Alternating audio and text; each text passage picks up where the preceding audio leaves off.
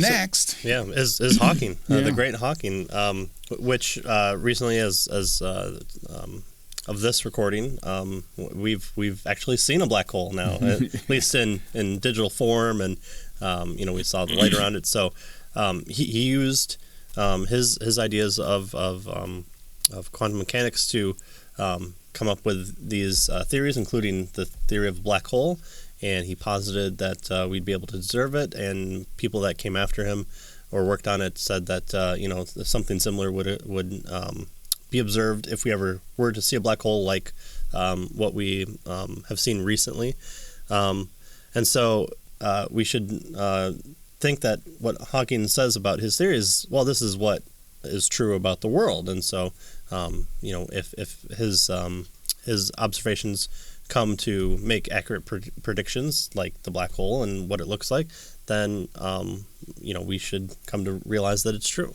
Right. However, that's not what Hawking himself said. Right. So he called in his book The Grand Design, he defines his attitude towards scientific theories as model-dependent realism, which turns out to be no realism at all.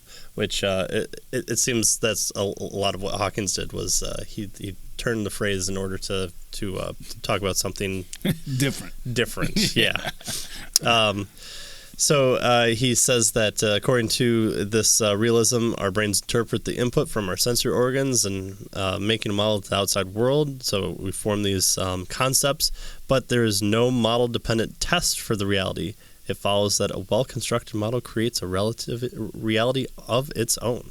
Mm-hmm. So what he's doing is he's using a representationalist theory of perception. Right. So it says that we can never come into contact with the external world, only our cognitive contact with the ideas. We don't ever directly perceive that there's an external world. Right, so we perceive something, and what happens then is our mind makes a mental model of the thing that we're perceiving. It's not the thing in itself, it's a model of it, and that then is what we use to do what we need to do to call our perception and that sort of thing. Right? And that seems kind of weird, but then you also don't go, okay, well, I'm pretty much just a brain in my head, and you never kind of internalize. I'm inside my head. You're experiencing kind of this projection of who you are through your eyes, and you kind of forget about it. It's kind of like how I have my glasses on, and if I wear them long enough, I kind of forget that they're there, although they really help me to see. And so, just because I kind of wash away that memory doesn't mean that's part of it that's occurring. Yeah, so when we look at a book, for instance, and we see the book, there is no little tiny, paper, ink book in the back of our mind. Right. We have, according to this theory, we've made a model, a mental image, a mental model of the book, and that's the thing that we capture when we say we see the book.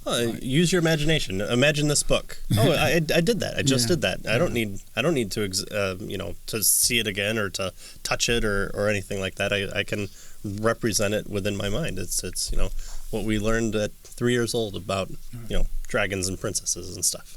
So we see the idea basically is what this representational realism says. We see the idea of the book and not necessarily the book itself. Right. And that idea is the mental model that we make in our minds.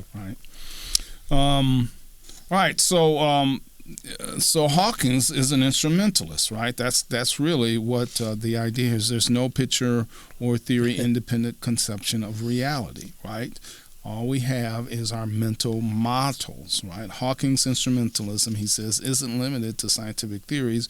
Representational realism means that non-realism infects, as we said with the book here, all our ideas about the external world. Right. Yeah. So everything that we see works like this, right? So everything is, is a realist, an instrumentalist. We can take on everything that we see, right? Yeah.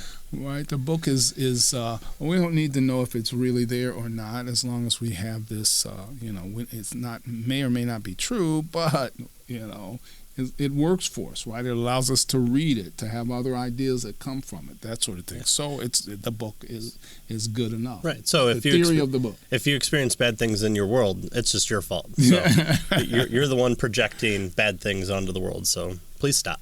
Right. So, he says we're back to taking our human condition seriously, where even garden variety objects like tables, chairs, and people aren't directly observed. The reason to believe in these things seems to be merely pragmatic for empiricists like Hume and Hawking, right? That is, the story of physical objects provides an explanation for a large swath of sensory experience. Right.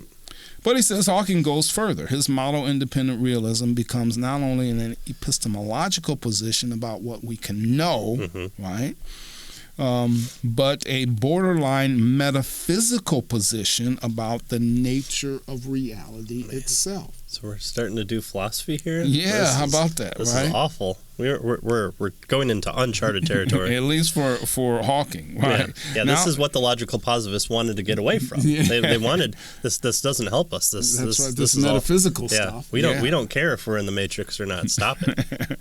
He says not only can we know for certain, or can't we know for certain whether our theories are true, but, suggests Hawkins, there is no fact of the matter of which these theories is true. Wow. Yeah. So really, there's nothing out there? Yeah. I mean, that's kind of the implication, right?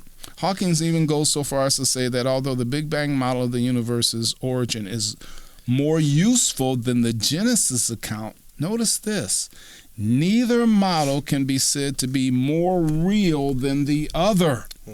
This is pretty surprising coming from an avowed atheist. Yeah. Yeah, we know God doesn't exist, but it doesn't matter if it's true or not. Yeah, that's right, right. Right. The Genesis account, is no more real than the Big Bang account. Yeah. Right? They're both, they meet the phenomena, right? Wow. So that's some pretty heavy stuff, right?